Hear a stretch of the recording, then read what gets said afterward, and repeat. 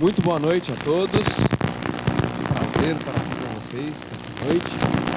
Convido a ficar de pé junto conosco.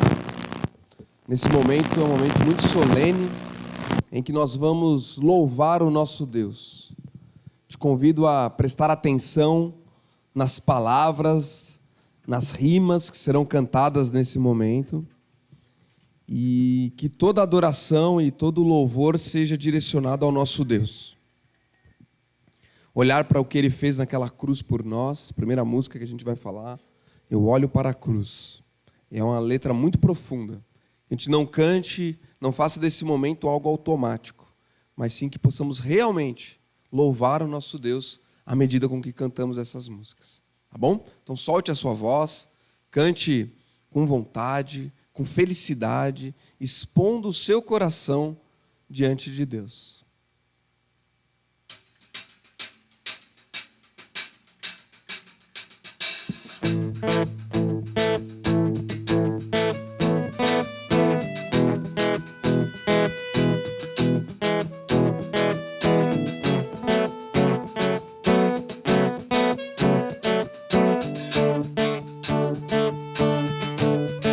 Eu olho para a cruz e para a cruz eu vou do seu sofrer participar, da sua obra eu vou cantar. Meu Salvador na cruz mostrou o amor do Pai, o justo Deus.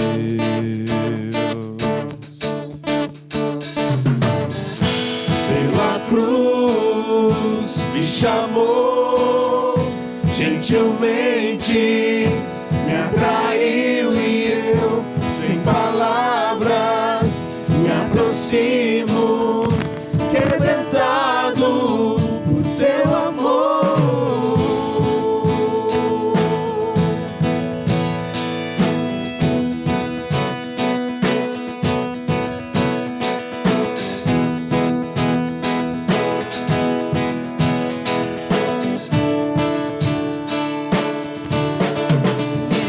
Da vida, de graça recebi, por sua cruz, da morte me livrou. Trouxe minha vida, eu estava condenado, mas agora pela cruz eu fui reconciliado. Pela cruz me chamou, gentilmente me atraiu e eu, sem palavras, me aproximo, quebrantado por seu amor. Pela cruz me chamou, gentilmente me atraiu e eu, sem palavras, me aproximo, quebrantado por seu amor. Impressionante é o seu amor.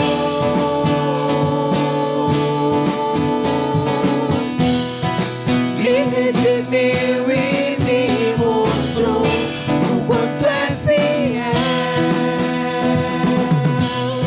Impressionante é o seu amor.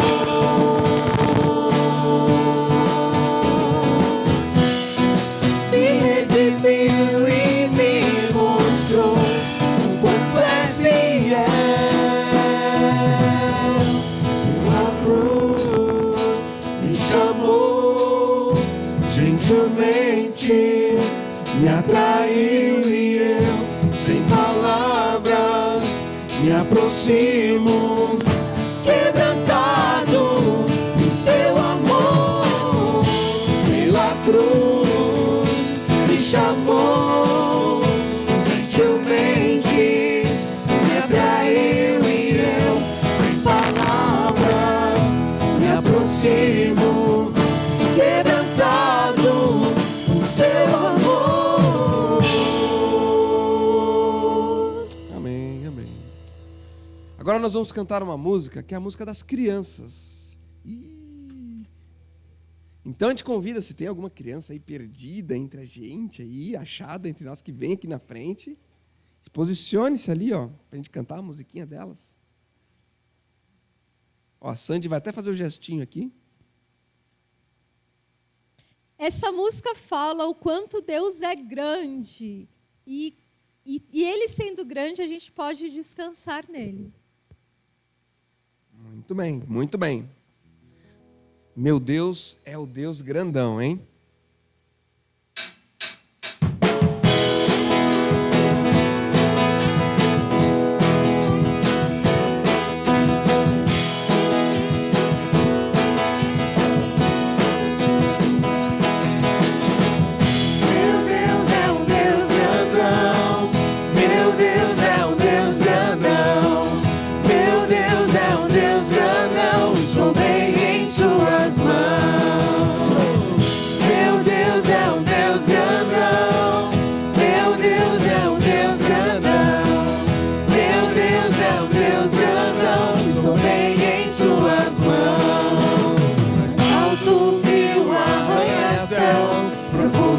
Submarino, maior que o universo e mais que tudo que sonhei.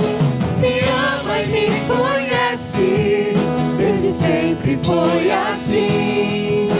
É bom saber que Ele tem um plano para mim.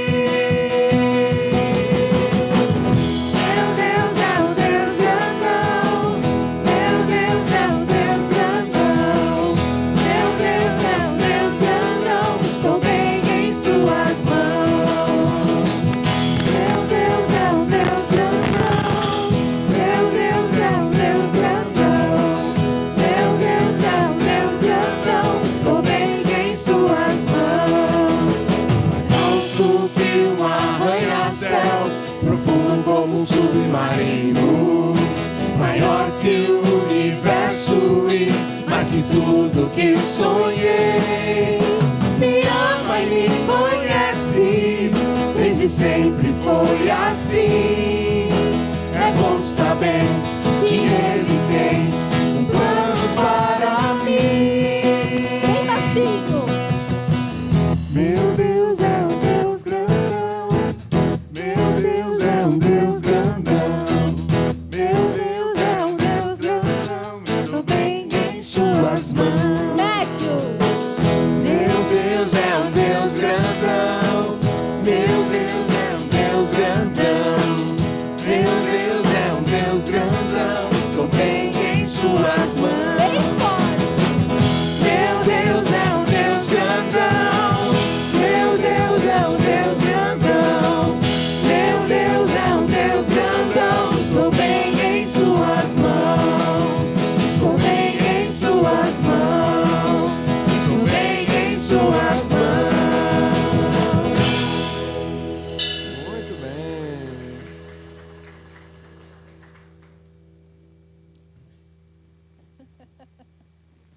Que legal, que legal. Que bacana saber que as crianças estão aprendendo desde cedo, né? A respeito do nosso Deus e o quanto que Ele é bom para nós, né? Agora nós vamos cantar mais uma música que fala dos atributos de Jesus. Um pouco de quem Ele é. Preste atenção nessa letra que está lá em Colossenses capítulo 1.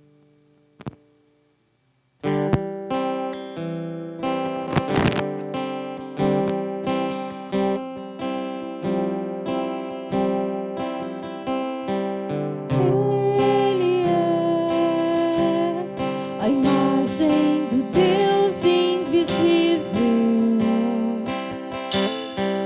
Ele é o Senhor sobre a criação.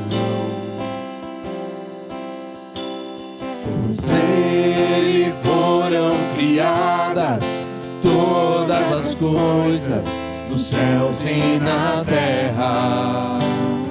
Sejam tronos, soberanias, poderes ou autoridades.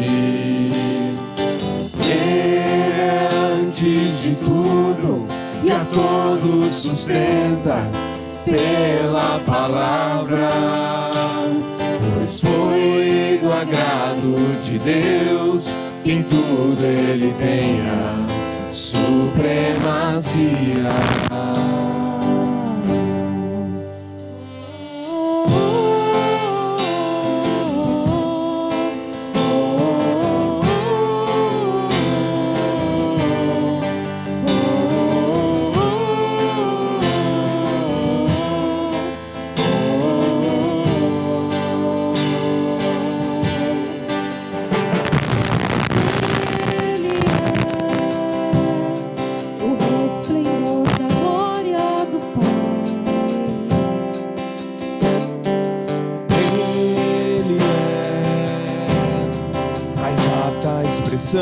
Do seu ser, nele foram criadas todas as coisas nos céus e na terra. Sejam tronos, soberanias, poderes ou autoridades. Ele é antes de tudo e a todos sustenta pela palavra, pois foi do agrado de Deus que em tudo ele tenha supremacia.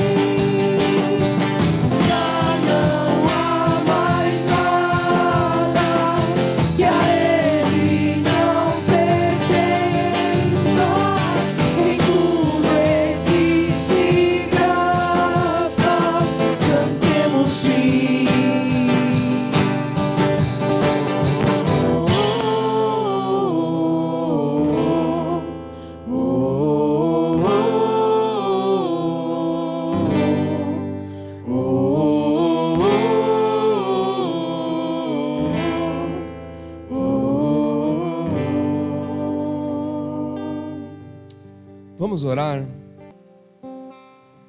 Obrigado, Pai, por quem Tu és. Por Ele e para Ele são todas as coisas.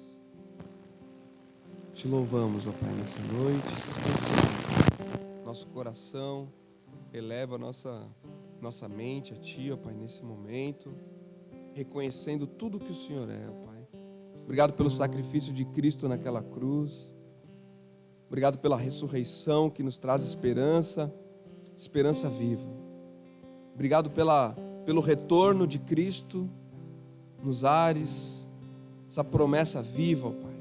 Que seja hoje o teu retorno, Pai. Que possamos cear contigo por toda a eternidade, louvando e engrandecendo quem Tu és, Pai. Louvado e engrandecido seja o Teu santo e precioso nome. Em nome de Jesus que oramos. Amém.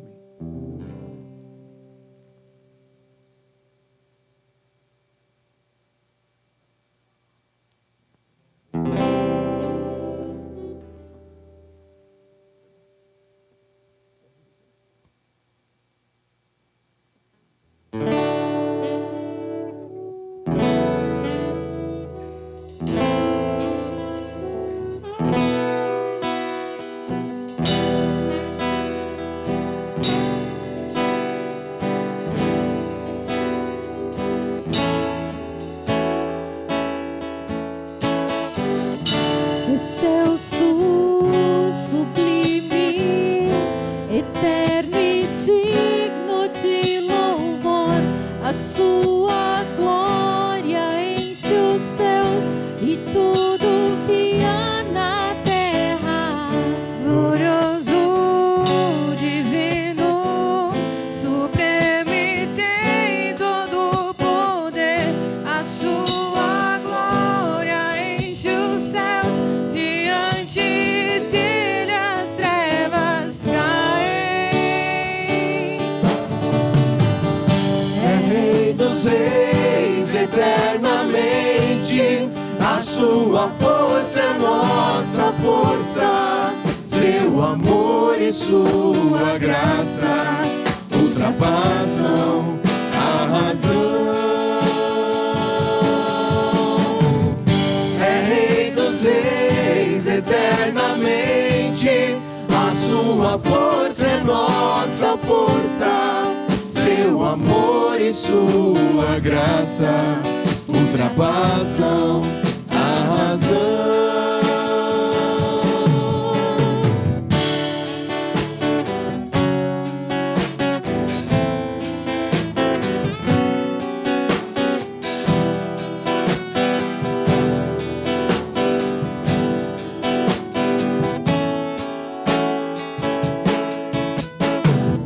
Excelso, sublime, eterno e digno de louvor. A sua glória enche os céus e tudo que há na terra. Glorioso, divino, supremo e tem todo o poder. A sua glória enche os céus, diante dele as trevas caem. É Rei dos reis eternamente, a sua força é nossa força. Seu amor e sua graça ultrapassam a razão. É Rei dos reis eternamente, a sua força é nossa força. Seu amor e sua graça ultrapassam a razão.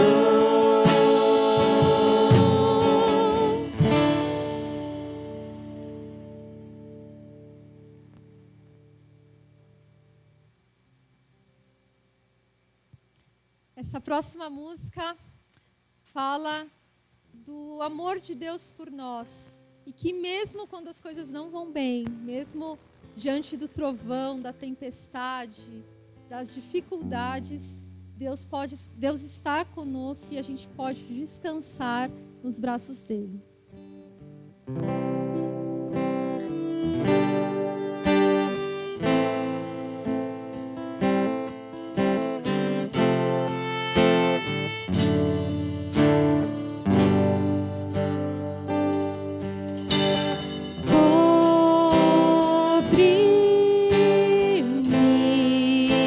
Cobre-me com tuas mãos.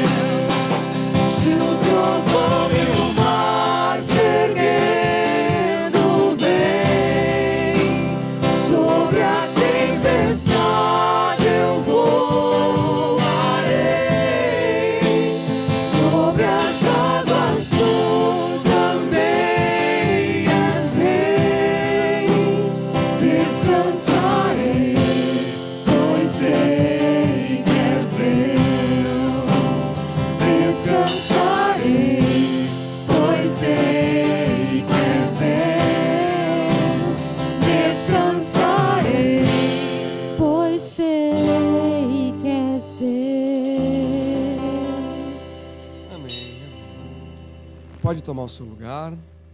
Agora nós vamos ter um momento da palavra. Boa noite. Boa noite. As crianças já subiram, se tiver alguma ainda aí, pode subir, estão liberadas.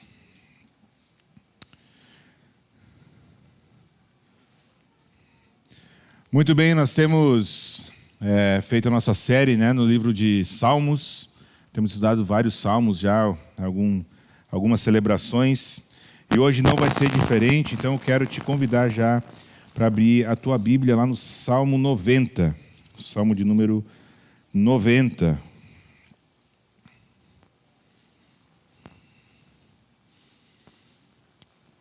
Estamos aí, primeiro salmo do quarto livro, dentro do livro de Salmos, Salmo 90. E tem sido particularmente um tempo muito proveitoso, né, de meditação nos Salmos de forma mais profunda.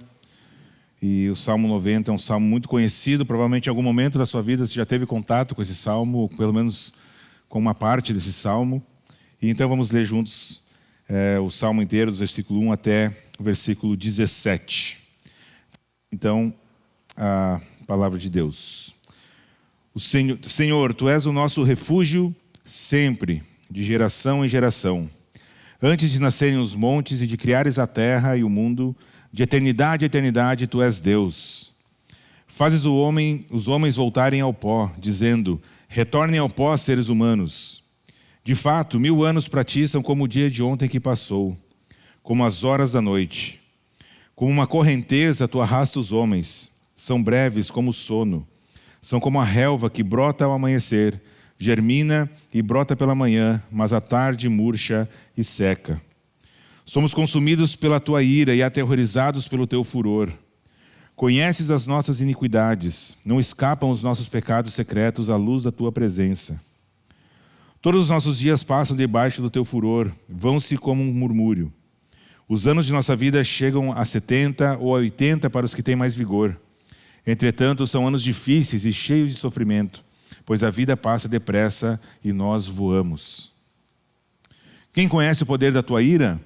Pois o Teu furor é tão grande como o temor que Te é devido. Ensina-nos a contar os nossos dias, para que o nosso coração alcance sabedoria. Volta-te, Senhor, até quando será assim? Tem compaixão dos Teus servos. Satisfaze-nos pela manhã com Teu amor leal, e todos os nossos dias cantaremos felizes. Dá-nos alegria pelo tempo que nos afligiste, pelos anos em que tanto sofremos. Sejam manifestos os Teus feitos aos Teus servos e aos filhos deles o Teu esplendor. Esteja sobre nós a bondade do nosso Deus soberano. Consolida para nós a obra de nossas mãos. Consolida a obra de nossas mãos. Vamos orar mais uma vez? Senhor nosso Deus, muito obrigado pelo tempo que já tivemos de cantar ao Senhor, reconhecendo a Tua grandeza, reconhecendo aquilo que o Senhor tem feito nas nossas vidas, Te louvando e Te adorando por quem o Senhor é. Obrigado, Pai, por podermos fazer isso como parte do Teu corpo reunido aqui nessa noite. Eu quero Te entregar, Senhor, esse momento da palavra, que seja um tempo onde Teu Espírito Santo, Pai, nos dê foco, nos dê entendimento, Pai, que o Senhor abra a nossa mente, os nossos corações, para aquilo que o Senhor tem aqui nessa noite para cada um de nós. Que Teu Espírito Santo conduza, Pai, esse tempo de acordo com a Tua vontade, com o Teu propósito já estabelecido. É em nome de Jesus que eu oro e que eu agradeço. Amém. Muito bem, esse salmo ali tem logo abaixo do título, né? Oração de Moisés, homem de Deus. E esse é o único salmo de todo o saltério que é dito que foi Moisés quem orou nessas palavras, não necessariamente quem escreveu, né? Mas é o único salmo que é atribuído a Moisés em todo o saltério, né? A gente às vezes tem aquela ideia de que foi Davi que escreveu os salmos. De fato, Davi escreveu uma boa parte, metade praticamente dos salmos, mas existem muitos outros autores de salmos. E esse é o único atribuído então a Moisés, e que privilégio é para nós termos isso em nossas mãos, tanto tempo depois, um homem como Moisés, usado tremendamente, profundamente por Deus, né? E nós podemos desfrutar daquilo que Moisés orou, né, a Deus, e podemos aprender com esse grande homem de Deus. E a linguagem, inclusive, desse salmo que ele usa é muito parecida com a linguagem, né, no original lá, no hebraico, no aramaico, com o Pentateuco, né, os primeiros 5 livros da Bíblia, especialmente com o livro de Deuteronômio. E por isso que esse salmo, então, é atribuído ao profeta Moisés, né, que escreveu o Pentateuco, o autor, pelo menos de grande parte, e também desse salmo aqui, então, é de Moisés.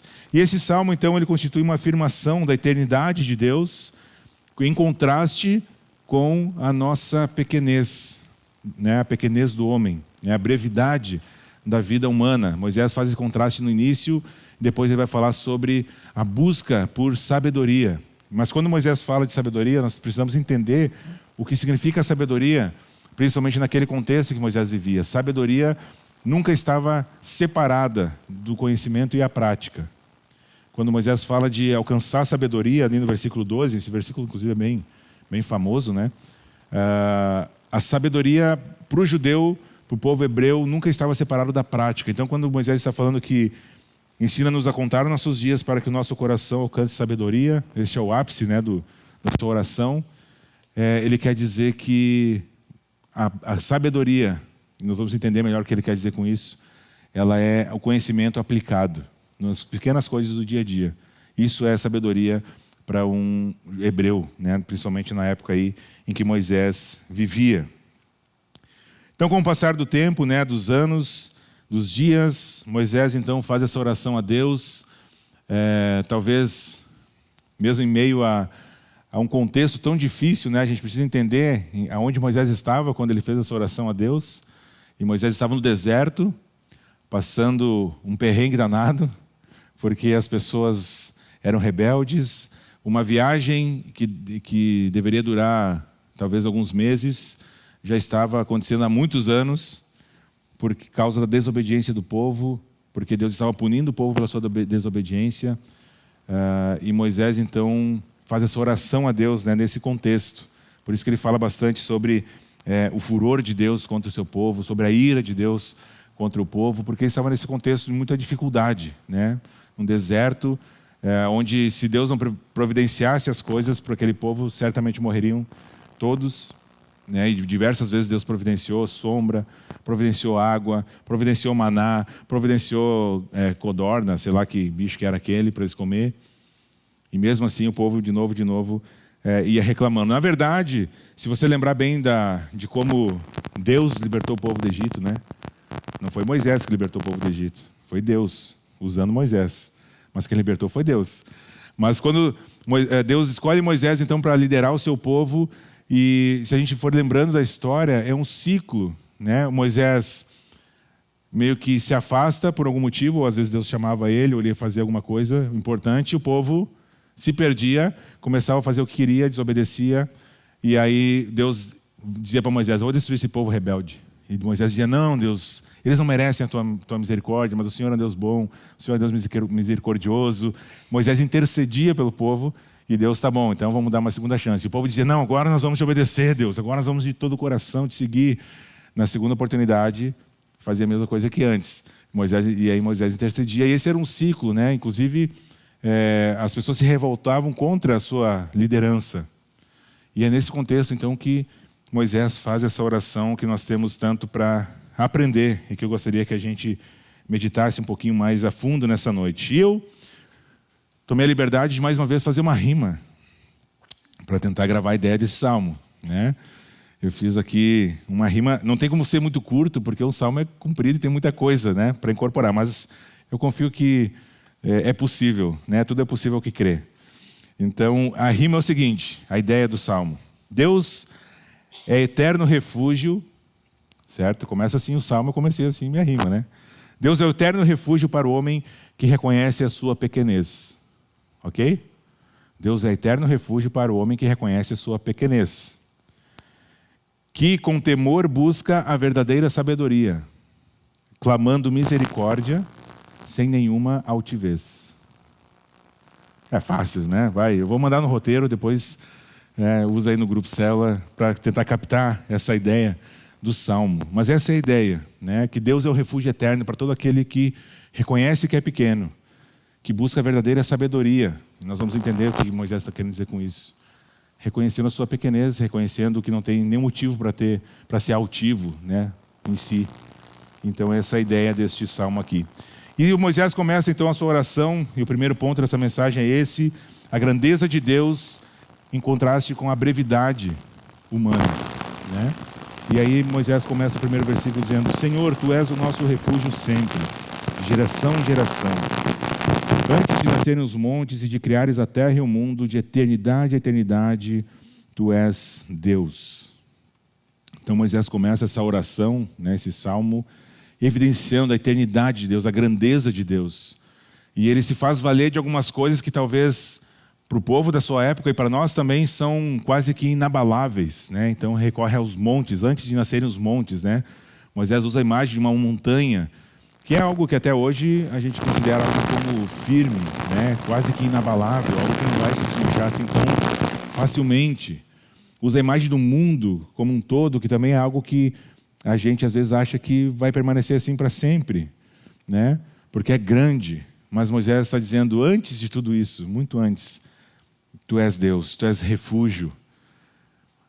É como se Moisés dissesse, sabe o monte, a montanha que você acha que é inabalável? Sabe o mundo, o universo que você acha que é grande? Pois bem, Deus é muito maior do que isso. Deus é muito mais inabalável do que qualquer outra coisa que você possa conhecer. Então ele traz essa ideia, né, das coisas que são inabaláveis para dizer que Deus é criador dessas coisas. E que Ele, antes de tudo isso, já existia. É um ser incriado. A Helena, esses dias, a minha filha mais velha, ela veio me perguntar, mas pai, do nada assim, pai, como que Deus sempre existiu? Eu disse, olha, minha filha, eu tenho, apesar de não parecer, tenho quase 40 anos e não sei responder essa pergunta. Deus sempre existiu, e tenta pensar você aí. Vai com calma, que senão queima aí os neurônios. Deus sempre existiu. Antes da Terra existir, o que existia? Deus. E antes de Deus, não tem antes de Deus, Deus sempre existiu. E nem se esforça muito porque não vai caber, gente. É uma coisa infinita, não vai caber aqui na nossa mente infinita. E Moisés está dizendo exatamente isso. Deus é Deus. Antes de tudo isso, Ele já é o refúgio. E Ele existe de eternidade a eternidade. Se fosse possível ter duas eternidades, porque a eternidade não tem início, não tem fim, de eternidade a eternidade, Tu és Deus. Deus é Deus. E é justamente essa noção dessa infinita distância entre eu, você e esse eterno e grande Deus é que deveria nos causar assombro, é que deveria nos causar um sentimento constante de que a única atitude que a gente pode ter diante de um Deus grande como esse é cair de joelhos e clamar por misericórdia. Mas Moisés não deixa só essa ideia no ar.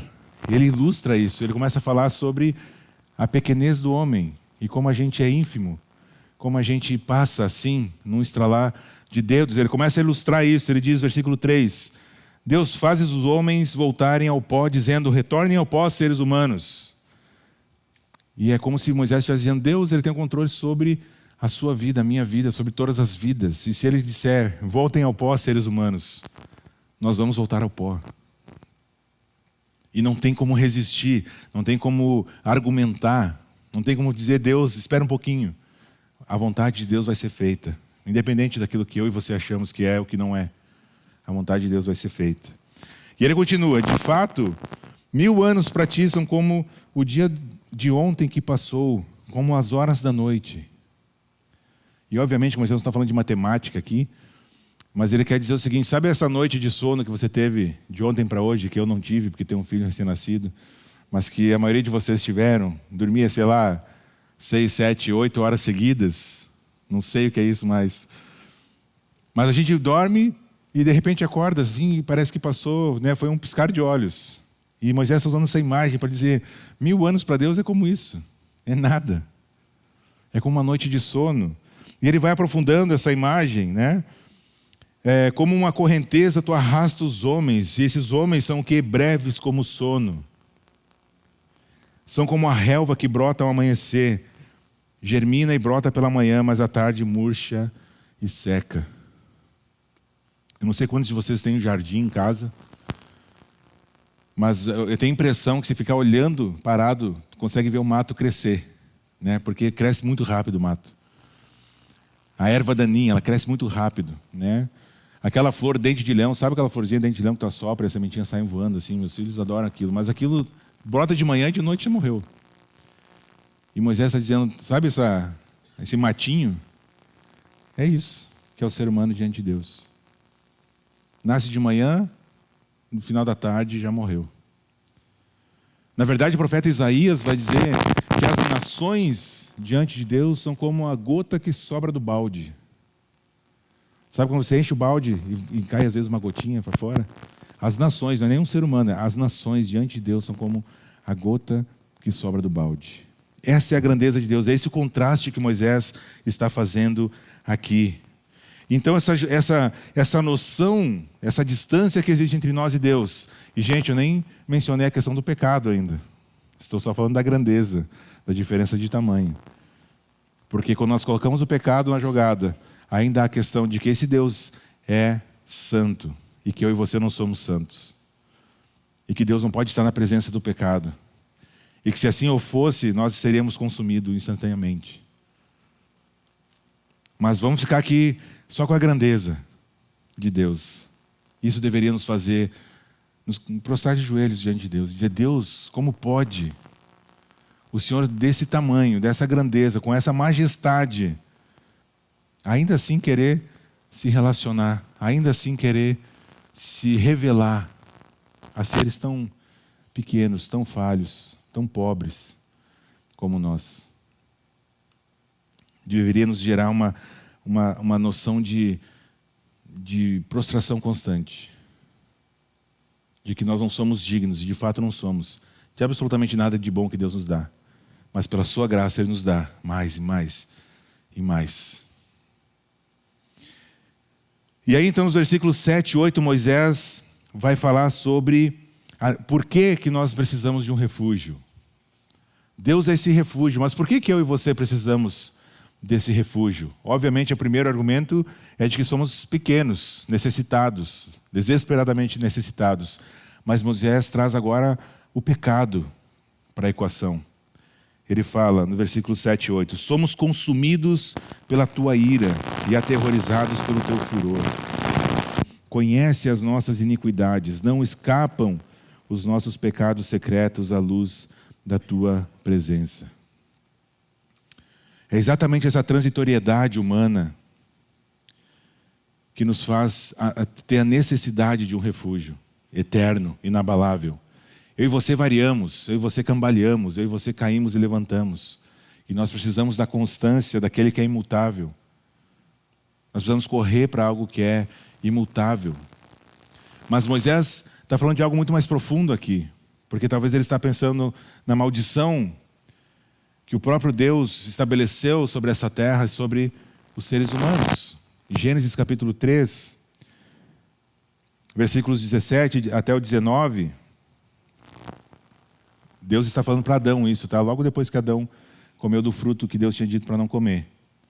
Gênesis 3, 17 ao 19 diz assim, Deus está falando para Adão. Maldita é a terra por sua causa. Com sofrimento você alimentará delas todos os dias da sua vida. Ela lhe dará espinhos e ervas daninhas, e você terá que alimentar-se das plantas do campo. Com o suor do seu rosto você comerá o seu pão, até que volte à terra, visto que dela foi tirado. Porque você é pó, e ao pó voltará. Deus amaldiçoa a terra por causa do pecado de Adão e Eva. Deus amaldiçoa o ser humano. Maldita é a terra por sua causa. E Moisés, talvez com tudo isso em mente, vendo o sofrimento que o próprio povo está passando por justamente desobedecer a Deus. E ele está dizendo, Deus, somos consumidos pela tua ira. Somos aterrorizados pelo teu furor. Conhece as nossas iniquidades, nada pode escapar de Deus. Eu e você podemos mentir para os nossos cônjuges, para o nosso marido, para a nossa esposa. Eu e você podemos mentir para os nossos filhos. Eu e você podemos enganar o chefe, o patrão. A gente pode enganar os funcionários. A gente pode omitir, mentir, enrolar os líderes espirituais que Deus colocou na sua vida. Mas Deus, meu querido, minha querida, não tem como escapar. Os pecados ocultos de nossas vidas estão todos escancarados diante de Deus. Oculto, só a gente que é besta para pensar que consegue esconder. Uns do outro, talvez, mas de Deus não tem como. E tudo isso por causa do pecado quando entrou no mundo lá em Adão e Eva. E Moisés tem tudo isso em mente. O pecado que entrou, Deus amaldiçoando a terra, estabelecendo o juízo. E é claramente a luz dessa maldição sobre a terra, sobre o nosso trabalho, porque Deus amaldiçoou o trabalho. Deus amaldiçoou a vida humana. Moisés entende o sofrimento que ele está passando aqui. E como que isso é diferente do que nós temos visto por aí de ensino a respeito de Deus, né? Nós temos visto um Deus que não julga, que não pune. Nós temos visto um Deus que é amor, só amor. E obviamente que Deus é amor. Mas Deus também é justo. Deus também se ira contra o pecado. Deus pune o pecado, Ele julga o pecado. E aí a gente acha que porque Jesus morreu pelos nossos pecados, porque fomos lavados pelo sangue do Cordeiro, isso aqui não vale mais. Não. Em nenhum momento Jesus disse, olha, sabe aquela maldição que Deus falou lá para Adão no jardim do Éden? Não vale mais aquilo, tá? Eu estou revogando. Em momento nenhum, eu e você continuamos sofrendo as consequências dessa maldita terra por causa do pecado. Ou o seu trabalho, você não sofre nada no seu trabalho. Ou nos seus relacionamentos, depois que você se tornou um discípulo de Jesus, você não sofre mais nos seus relacionamentos. Eu e você machucamos as pessoas que amamos. Quem é casado aqui, você já machucou, tá? Vou falar de mim. Eu já machuquei minha esposa por querer, sendo que eu prometi para ela no dia do nosso casamento que eu ia amá-la. Mas teve momentos na nossa vida, e lá em casa às vezes tem brigas também, né? Mas eu sei que é só lá em casa. Em que eu quis ofender, em que eu quis machucar. Obviamente, pela graça de Deus, depois isso foi perdoado, foi restaurado. Mas a gente é assim. Isso não mudou. O que mudou foi que Jesus nos tirou a condenação eterna, o inferno. E que hoje os frutos do Espírito vão aparecer em nossas vidas. E aí por isso eu posso pedir perdão para minha esposa. E aí eu posso experimentar a restauração. E aí eu posso perdoar aqueles que me ofenderam. Assim como eu fui perdoado por Jesus. Mas Moisés tem tudo isso em vista. E é muito diferente essa visão de Deus que Moisés tem aqui, dizendo que somos consumidos pela tua ira, aterrorizados pelo teu furor, do que tem sido ensinado sobre Deus hoje. Ao invés de ser esse Deus que pune o pecado, porque Tiago vai nos dizer que Deus disciplina os filhos a quem ama. E que se Ele não disciplina, é porque não é filho. Quem tem filho, a disciplina é o quê? Uma correção, uma punição. É uma palavra bonita para punição. Mas de fato a gente pune um comportamento errado, tenta trazer o coração de volta da criança, e é exatamente isso que Deus faz com nós. Mas Deus julga o pecado, Deus pune o pecado. Então eu já falei outras vezes aqui, que eu nunca ouvi tanto uma geração no sentido de todos nós que estamos vivos, a geração do não dá nada. Nada dá nada, gente. Eu posso fazer o que eu quiser, eu posso viver a vida cristã do jeito que eu quiser, que não dá nada. Eu posso ser superficial no meu relacionamento com Deus. Eu posso obedecer só aquilo que eu acho legal da palavra, aquilo que eu acho bom, aquilo que eu concordo, porque o que eu não concordo também eu não obedeço, não estou nem aí. Não me submeto à autoridade espiritual. Não sirvo. E não dá nada. Ledo, engano. Deus disciplina seus filhos a quem ama. E aí tem duas opções. Ou você vai ser disciplinado, ou você não é filho. São essas opções. Então não reconhecer a ira de Deus é loucura. É loucura porque Deus se ira contra o pecado. Deus é gracioso, mas a gente não pode confundir com esse Deus fraco que tem sido ensinado por aí, que é só amor.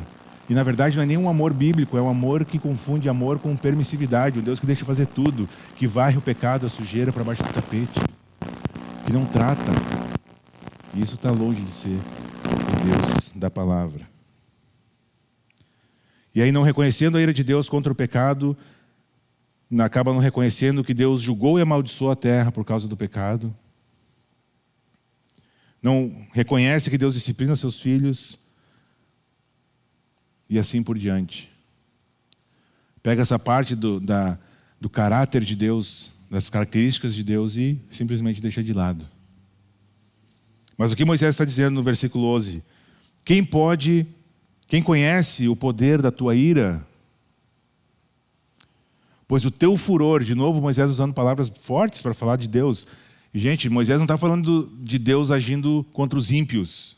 Deus está falando de Deus agindo contra ele e contra o seu povo, certo? Quem conhece o poder da tua ira? Então quer dizer, Deus se ira. E o Deus de Moisés é o mesmo Deus que nós cantamos e servimos aqui também. Não mudou, certo? Pois o teu furor é tão grande com o temor que te é devido. E aí Moisés chega no ápice da sua oração dizendo: ensina-nos a contar os nossos dias para que o nosso coração alcance sabedoria. A gente lê esse versículo 12 solto, né? Muitas vezes. Esquece do seu contexto imediato, do versículo 11, que é entender a ira de Deus. Porque Provérbios vai dizer o quê? Que o temor do Senhor é o princípio de quê? Sabedoria. Temer a Deus, não no sentido de ter medo, apesar de um ser onipotente como esse, deveria também nos causar medo, né? Mas não no sentido de medo de fugir, mas medo de reverenciar, de respeitar, de saber que esse Deus, e com Deus não brinca. Que é coisa séria. E eu entendendo então, e temendo a Deus, eu vou começar a ter sabedoria. Porque eu vou querer conhecer mais a respeito desse Deus. Eu vou querer ter intimidade com esse Deus. E Moisés não tinha, mas nós temos a palavra de Deus em nossas mãos, no celular, para nos aprofundarmos e começarmos a ter sabedoria. Se nós aprendermos a contar os nossos dias, e contar os nossos dias é reconhecer que nós precisamos desesperadamente de Deus para absolutamente tudo em nossas vidas, que somos pequenos. Isso é contar os nossos dias, viver um dia de cada vez na dependência de Deus. Isso é contar os nossos dias. Então, se a gente aprender a fazer isso, nós vamos aprender como somos fracos e que não existe nenhuma razão para colocarmos a nossa confiança em ninguém, e nem em nada, nenhuma pessoa, em nenhuma coisa, senão em Deus, somente em Deus. Então, o que é o temor de Deus? O que é ter um coração sábio? É simplesmente entender que nós somos pobres pecadores, vivendo num mundo que está debaixo da maldição e do julgamento de Deus. E que é loucura colocar a nossa confiança em nós mesmos, ou nas obras de nossas mãos, daquela nossa capacitação, nossa capacidade de fazer algo. Porque o homem que não conhece o poder da ira de Deus, ele vai acabar se achando bom. Ele vai começar a achar que em si tem alguma coisa de bom para oferecer. E deixa eu te dar uma notícia, gente. O que a Bíblia nos ensina é que se nós tirarmos o Espírito Santo de nós, o que sobra não tem nada de bom. Nós não temos nada de bom para oferecer para Deus. O profeta Isaías vai dizer que nossos atos de justiça são como trapos de imundícia diante de Deus. Porque nós estamos contaminados com um vírus muito mais maléfico, muito pior do que coronavírus, NH alguma coisa, do que não sei o que do macaco. É o pecado. Esse vírus, sim, é perigoso. Esse vírus, sim, é mortal. E não tem nada, se nós tirarmos o Espírito Santo, não tem nada de bom em nenhum de nós para oferecer a Deus. Mas o homem que não reconhece a ira de Deus, que não reconhece que Deus julga o pecado, vai começar a achar que é bom. Vai começar a achar que há esperança para a humanidade. Vai começar a achar que existe um homem que é capaz de acabar com a pobreza, com a miséria, com a fome, sendo que não existe nenhum homem capaz de fazer isso. Deus é quem controla todas essas coisas. Não é homem algum que vai conseguir acabar com fome, com miséria, com problemas sociais de uma vez por todas. Não se iluda. Não coloque a tua confiança, a tua esperança em um homem. porque é maldito o homem que confia no homem.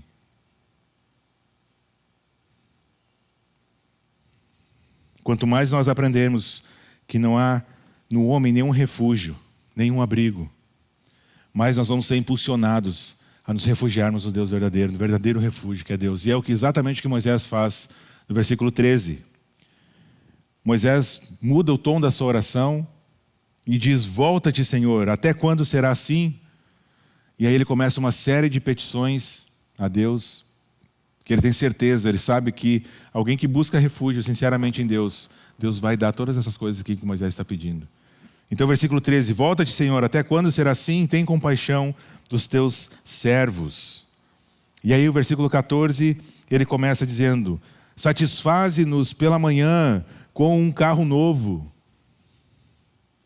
com uma conta gorda, com saúde exuberante. Não é isso que está dizendo? Não está na Bíblia de vocês isso aí? Ele diz: Deus, satisfaze-nos pela manhã com teu amor leal. E aí sabe o que nós vamos fazer, Deus? Todos os nossos dias cantaremos felizes. Porque olha a imagem que Moisés está fazendo, esse Deus que é humanamente inacessível. Se esse Deus que é humanamente inacessível, que é tão grande que não conseguimos entender, nos dá o seu amor, a gente não precisa de mais nada. E vamos cantar felizes todos os dias de nossas vidas. E aí, ele continua, versículo 15: dá-nos alegria pelo tempo que nos afligiste, pelos anos em que tanto sofremos. Olha a lógica de Moisés, ele está dizendo: Deus, eu não sei se aqui ele está pensando nos 40 anos do deserto, 400 anos de escravidão no Egito, não sei qual é o tempo aqui que ele está falando para Deus, mas ele está dizendo: Deus, nós sofremos esse tempo todo, nos dá alegria pelo mesmo tempo, e está ótimo. Mas é que talvez o próprio Moisés estava pensando pequeno. E o nosso Deus não é assim. O nosso Deus é gracioso e abundante. E Ele responde essa oração de Moisés. Mas Ele responde de uma maneira infinitamente maior do que Moisés pediu aqui. E talvez até que Moisés estava sonhando quando pediu isso para Deus. E Ele responde com uma pessoa. E essa pessoa é Jesus. E agora a alegria que Moisés dizia: Deus, nos dá alegria pelo tempo que nós sofremos. Deus diz: não, Moisés. Vai ser muito mais do que isso. Porque em Jesus nós temos alegria eterna. Paulo vai dizer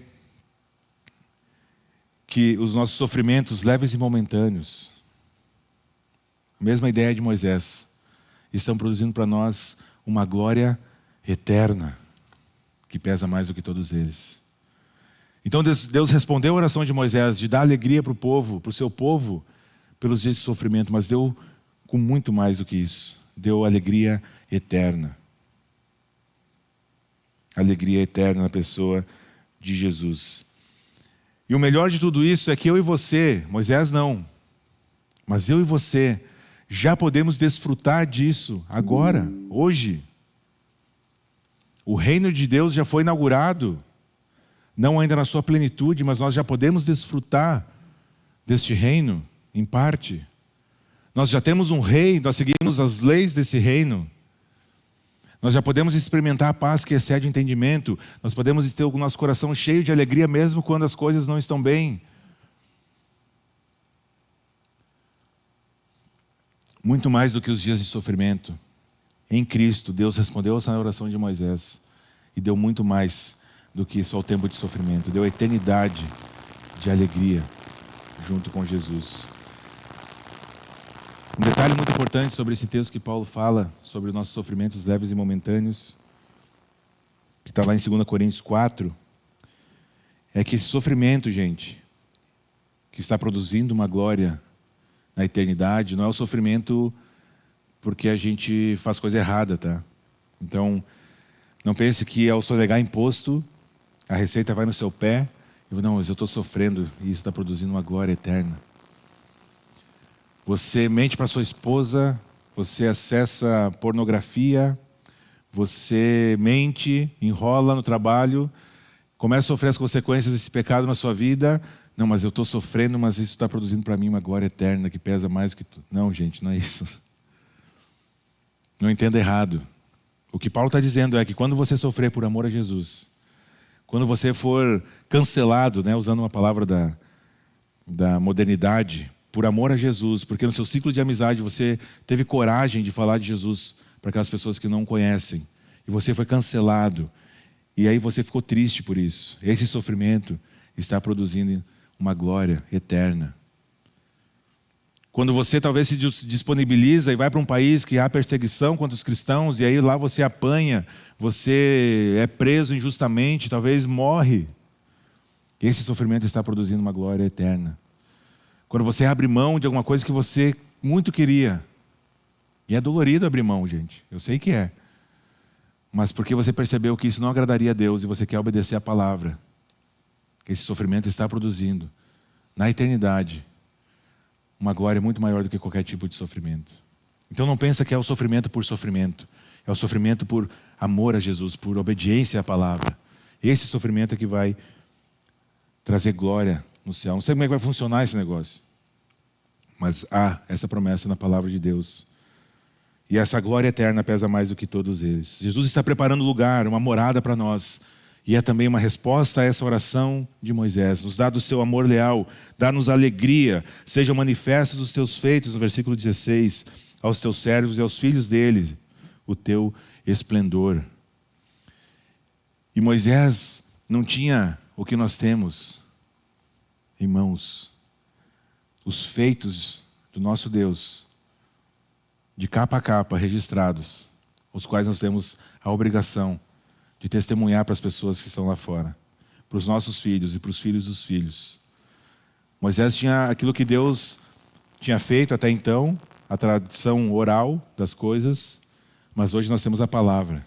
Eu tenho certeza que Moisés, os patriarcas todos, se tivesse o privilégio de terem uma Bíblia assim nas nossas mãos, eles iam ficar felizes. E às vezes eu e você chegamos, abrimos aqui, chegamos em casa, jogamos num canto, e talvez no domingo que vem a gente pegue de novo.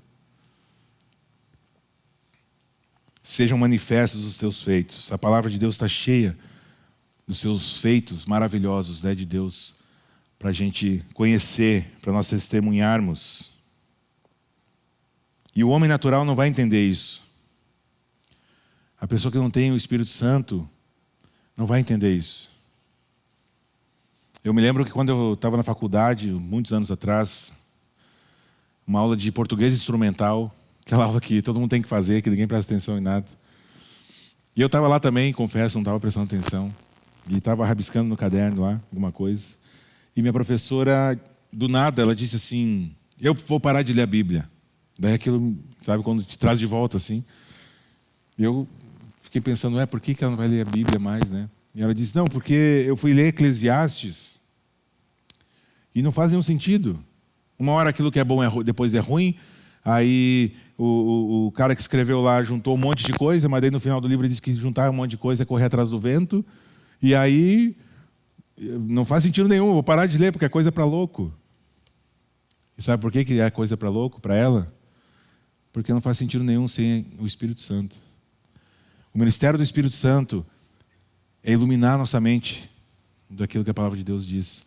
A sabedoria de Deus é loucura para o mundo.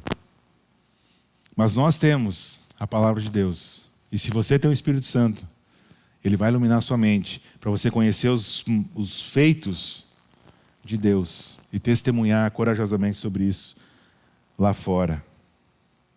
E aí então no final, no versículo 17, Moisés diz, esteja sobre nós a bondade do nosso Deus soberano e consolida para nós as obras de nossas mãos. A nossa vida tem propósito. E eu deixo dizer para você, o propósito da sua vida não é o seu trabalho. Não é levantar de manhã, se matar trabalhando que nem um louco ou uma louca, voltar para casa todo cansado, acordar no outro dia de novo, dormir mal, porque daí fica pensando nos problemas que dão no trabalho. E outro dia já não dorme bem, acorda mais cansado, e a sua vida vai passando, e quando vê, como uma relva, como um estalar de dedos, décadas se passaram. O seu propósito não é esse. Volta e meia eu pergunto para a Helena, o que tu quer ser quando crescer? De propósito. E aí ela diz, uma volta e meia ela quer ser professora. Eu digo, não, nem pensar, brincadeira. Quero ser professora, que eu conheço algumas professoras, né? Eu sei que elas diriam também, não, pelo amor de Deus. Eu quero ser, daí depois muda para médico e dentista e não sei o que lá. E eu digo para ela, mas Helena, não quero saber o que tu vai fazer para ganhar teu sustento, eu quero saber o que tu vai ser. Porque a gente é tão acostumado, quando alguém pergunta para a gente, quem tu é? Eu sou, sei lá, trabalho no mercado. Não é o que tu faz, é quem tu é. A gente confunde, a gente atrela aquilo que a gente faz com quem nós somos. E a sua vida não é o que você faz. O que a Bíblia nos ensina é que nós somos um povo santo, sacerdócio real, povo exclusivo de Deus. E isso vai muito além do nosso trabalho no dia a dia, das coisas que nós fazemos no dia a dia. Mas a nossa vida tem um propósito, porque a oração de Moisés diz, esteja sobre nós a bondade do nosso Deus soberano e consolida para nós as obras de nossas mãos. E aqueles que são cristãos de fato, quem prepara as obras de antemão para que sejam praticadas? O próprio Senhor Jesus. Então não entenda que Deus vai te abençoar as obras das tuas mãos. Que Deus tem a obrigação, um compromisso com você de abençoar tudo que você fizer. Baseado nesse versículo, porque é disso que está falando. As obras de nossas mãos são as obras que o próprio Deus preparou de antemão para que nós praticássemos. Porque Ele mesmo é que vai gerar essas boas obras. E aí nós vamos praticando. E aí Ele vai consolidando então as obras de nossas mãos, de acordo com a sua vontade. Não de acordo com a nossa vontade. De acordo com a vontade de Deus. E que privilégio é esse? Que privilégio é saber que nós não precisamos confiar em homem nenhum. O que vai acontecer no ano que vem? Esse ano, na verdade, o ano que vem também. Vai ter outra pandemia? Vai cair uma bomba nuclear, aí numa guerra dessas doidas? Temos eleições no final do ano, vai ganhar A, B ou C? Gente, bem sinceramente, eu não faço ideia do que vai acontecer. O que eu sei é que independente do que acontecer, eu posso confiar que eu tenho um refúgio eterno, inabalável, e que controla absolutamente todas as coisas. Todas as coisas. Autoridades, não há nenhuma que não tenha sido estabelecida por Deus. É o que a palavra ensina. Porque se assim não fosse, países que são pobres e que têm sofrido tanto com fome, com miséria, então teriam sido esquecidos por Deus. Ao passo que países que talvez sejam ricos, Deus está abençoando. E não é assim que funciona, gente. Não esqueçam que esse mundo jaz no maligno. Esse mundo está quebrado. Não funciona como deveria funcionar. E não há nenhum homem capaz de resolver esse problema. Pode melhorar um pouquinho? Talvez. Pode piorar um pouco? Pode também. Mas para nós que somos cristãos, não vai fazer grande diferença. Porque a nossa esperança não está nisso.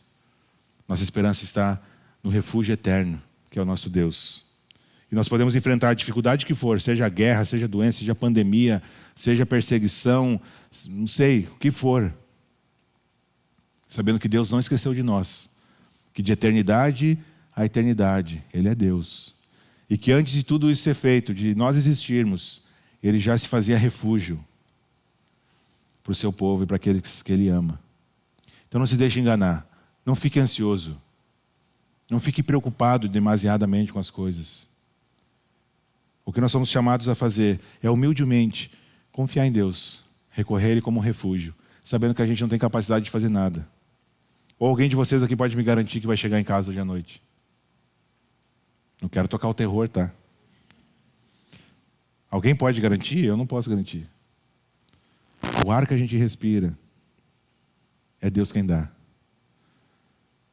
O alimento que nós temos, ou não, é Deus que dá ou não. O seu sustento, o seu dinheiro, é Deus quem dá. Então, a gente pode descansar nessa verdade. Descansar que Deus é o nosso refúgio, a nossa fortaleza. Não precisamos confiar em nós mesmos, em coisa alguma, em homem nenhum. Amém? Deus é o eterno refúgio para o homem que reconhece a sua pequenez, que com temor busca a verdadeira sabedoria, clamando misericórdia sem nenhuma altivez. Que a gente possa meditar nisso tudo que foi dito, que você possa pensar a respeito da sua vida, como você tem vivido, se Deus é o seu refúgio, se não é o seu refúgio, e como que isso se manifesta no seu dia a dia. Porque dizer que Deus é refúgio, obviamente que todos nós vamos dizer que sim, mas como isso se manifesta no dia a dia? Você tem andado ansioso por alguma coisa, tem andado preocupado demasiadamente por alguma coisa? Se lembra que Deus é o seu refúgio. Descansa. Descansa em Deus. Porque a gente não pode fazer nada. Não pode fazer nada mesmo. Então, nosso chamado é descansar em Deus. Vamos orar? Senhor nosso Deus, obrigado pela Tua palavra. Obrigado porque temos o privilégio, Senhor, de termos contato com esta oração tão preciosa de um homem que foi grandemente usado pelo Senhor. Obrigado, Pai, porque podemos aprender tanto com essas palavras de Moisés, a forma como ele olhava para o Senhor, a forma como ele se humilhava diante do Senhor. E podemos aprender, Pai, com ele. Ajuda-nos, Pai, porque nós sozinhos não conseguimos, nem isso nós não podemos fazer sem a ação do Teu Espírito Santo. Ajuda-nos, Pai, a crermos no Senhor, a termos fé em Ti, Pai. Ajuda-nos a, quando olharmos para as circunstâncias, olharmos para o futuro, a não ficarmos ansiosos, não ficarmos desesperados, mas lembrarmos, Pai, que o Senhor tem sido, o Senhor foi e é o refúgio, Pai, de eternidade a eternidade, Tu és Deus, acima de todas as coisas, que tem controle absoluto sobre todas as coisas e que certamente não esqueceu do Seu povo. Obrigado porque podemos descansar, que o Senhor vai nos dar aquilo que nós precisamos, Pai. O Salmo 23 diz que o Senhor é o nosso pastor. E que a gente possa descansar, Senhor, nessa verdade. De que se o Senhor é o nosso pastor, o Senhor vai nos dar aquilo que precisamos. E que se nós não temos, Pai, é porque não precisamos. Nos ajuda, Senhor, nos auxilia a corrermos para o refúgio eterno. E não a confiarmos em pessoas, em coisas que temos ou que gostaríamos de ter. Mas a confiarmos no Senhor, Pai, independente das circunstâncias ao nosso redor. Mas precisamos da ação poderosa do Teu Espírito em nós, Pai, para que isso aconteça. Obrigado, Senhor, porque podemos olhar para a semana que temos adiante, para o ano que temos adiante, para a vida, Senhor, até que o Senhor nos leve para casa. E descansar sabendo que temos um refúgio inabalável, imutável, constante. E que ama, Senhor, a cada um de nós, a ponto de enviar o único Filho para morrer na cruz. Então, obrigado, Senhor, por isso. Que isso cause impacto em nossas vidas, cause assombro, Pai, a Tua grandeza, a Tua santidade e a nossa pequenez, Pai, diante de Ti. Que essa consciência seja constante no nosso dia a dia. Que se reflita nos nossos relacionamentos em casa, no trabalho, na escola, faculdade, aonde estivermos, Pai. Obrigado, Senhor, porque podemos descansar. Obrigado porque podemos encontrar consolo, conforto em dias tão difíceis, Pai.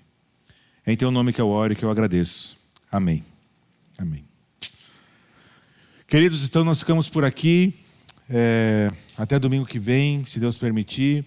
Antes de sair, tem que dar aí um abraço em umas 5 pessoas, pelo menos, antes de sair. Senão, desobediência é pecado. Tá, até a semana que vem, se Deus permitir.